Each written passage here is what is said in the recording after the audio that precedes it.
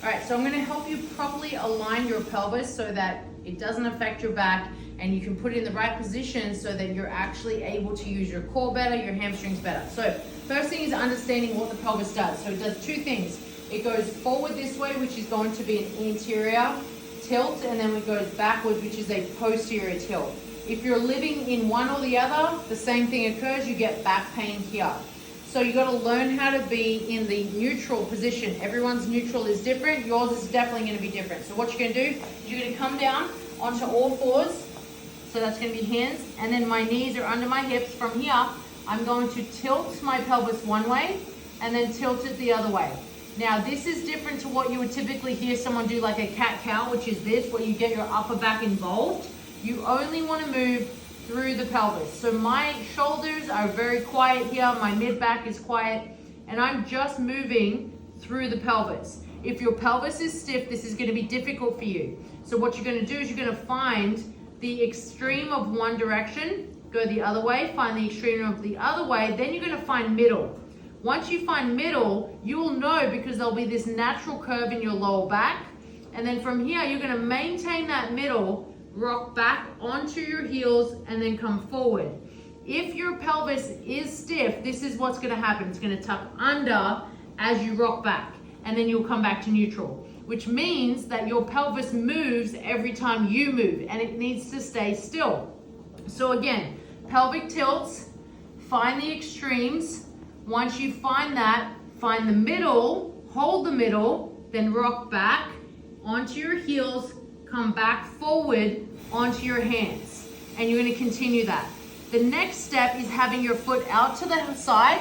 Your toes will be forward, and then your thigh here is going to be facing forward. Now from here, I'm going to keep my hands underneath my shoulders, and now what I'm going to do is I'm going to rock back and forth, and I'm going to feel this inner thigh kind of like lengthen out, and it's going to feel a little uncomfortable, especially if you're tight here, which most people are. What you'll also notice is that my pelvis may even drop under, which again means that I'm kind of tight. So you're maintaining as much as you can through that pelvis position as you rock back onto your heel. So it's back and forth. Once you do a few rocks on that side, you'll change sides. You'll do a few rocks on this side. So that's the first two things to get your pelvis into the right position. The last thing is going to be getting the 3 points of contact in the same line. So I'm looking at my head here, my mid-back, and my tailbone. I'm going to align those 3 points of contact with this stick. So the stick is in contact with my head, my mid-back, and my butt, the very top of my butt here. So where the space is between my lower back and the stick, I have my hand. Where the space is on my neck, I have my other hand. From here, my feet will be just like hip width apart, soft knees, and then I'm just going to hinge forward, maintaining those 3 points of contact. If your pelvis moves or your head moves, this is what will happen. So let's say I was to move my pelvis and tuck it under, it no longer is in contact with my lower back here, or like my butt.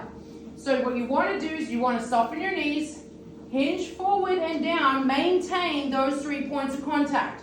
And you can see with me, as soon as I get to about here, my hamstrings are running out of room. So if I go any further, I'm losing that last point of contact. Same thing with the head. If I was to drop down and I look up, then the broomstick will roll off my head. Or if I look down, again, it rolls off. You need to maintain those 3 because eventually you'll start to just do hinging without a broomstick, then you'll add a weight, then you can maybe add a bar, but you need to get better at this position where your hips stay very still. And the last thing to make sure that the hips and the rib cage are better aligned is you're going to put like a pistol grip around just above your hips, just underneath your rib cage. There's space right here. And then what you're going to do is you're going to try and blow into your hands and then relax. And then you're going to do it again. Blow into your hands, and you can see my hands expand. What I'm doing here is I'm creating an internal brace.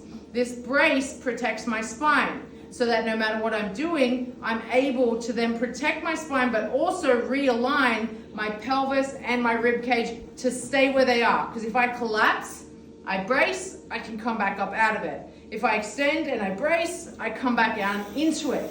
So those are the points that you need to really master and get right so that you get out of your back and you get your body to start doing everything.